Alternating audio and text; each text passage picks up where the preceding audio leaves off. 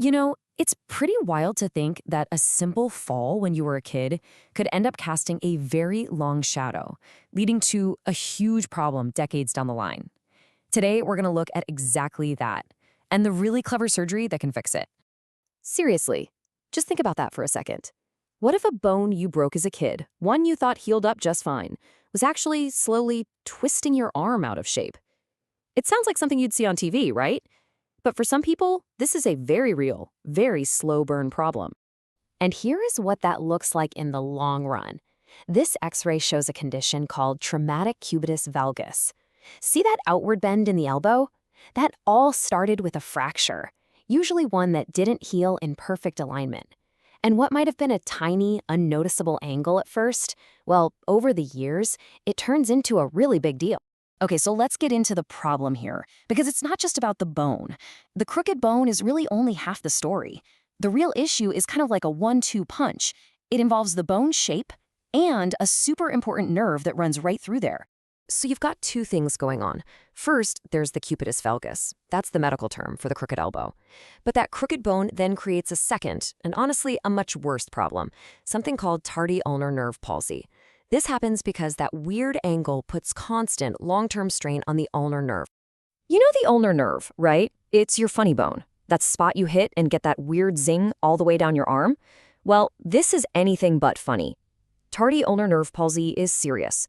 It's slow, progressive damage that can lead to constant numbness, weakness in your hand, and eventually even paralysis. And here's a really great way to picture what's happening. Think of a guitar string. As that elbow bends farther and farther out, the ulnar nerve gets stretched tight over the bone, just like a guitar string being pulled over the bridge. It's that non-stop tension year after year that's causing all the damage. And this is what that tension does over time. Just a quick warning, this is a picture from inside a surgery. That thing you're looking at is the ulnar nerve. It's supposed to look healthy, but instead it's pale and swollen, just completely damaged from all those years of being stretched out. So you have this two-part problem. How do you fix it? Well, you need a solution that tackles both the bone and the nerve at the exact same time. Let's dive in how the surgery actually works. First up, they've got to fix the bone. Now, the procedure has one of those super long, complicated names, supracondylar shortening wedge rotary osteotomy. But don't worry, it's actually pretty straightforward. Basically, surgeons make a very precise cut in the humerus bone. Then, they take out a little wedge of bone to fix that crooked angle. They also shorten the bone just a tiny bit to release tension, and then boom, they secure it all with a plate. But here's the really clever part. At the exact same time they're working on the bone, they're also fixing the nerve.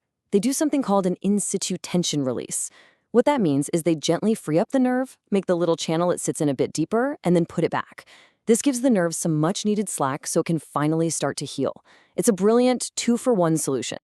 And wow, just look at the difference this makes. These X-rays tell the whole story.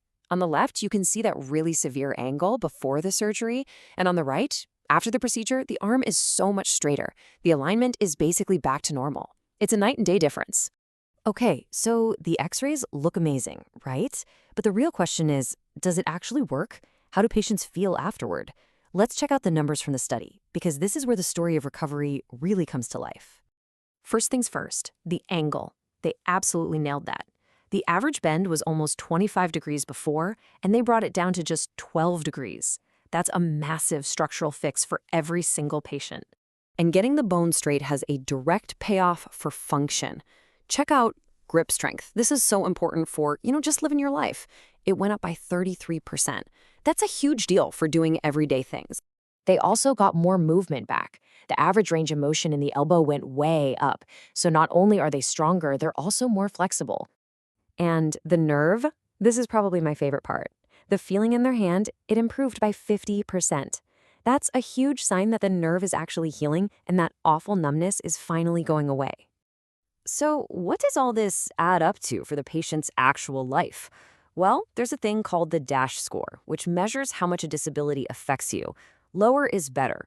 And for these patients, the average score plummeted from 29 down to 16. That is a massive improvement in their quality of life. So let's bring this all together. What's the big takeaway? This whole thing isn't just about cosmetics. making an arm look straight again. It's about giving someone their life back, giving them back the full use of their arm and hand. It's about restoring both how it looks and how it works. And that's why this surgery is such a big deal. I mean, think about it. It knocks out two huge problems in one single operation. It gets the arm's mechanics back to normal, which leads to huge functional improvements. And maybe most importantly, it gets rid of those awful, debilitating nerve symptoms. The authors of the study really said it best themselves. They concluded that this combined surgery is a super effective way to restore the arm's normal mechanics and improve how the elbow works. It's just a really solid confirmation that this whole approach is a winner. And that really leaves you thinking, doesn't it? This surgery is so elegant, it fixes two problems that took decades to develop all at once. It really makes you wonder, what other long-term super complex medical problems are out there that we could solve not by just treating the symptoms, but by finding one single innovative surgery that goes right for the root cause?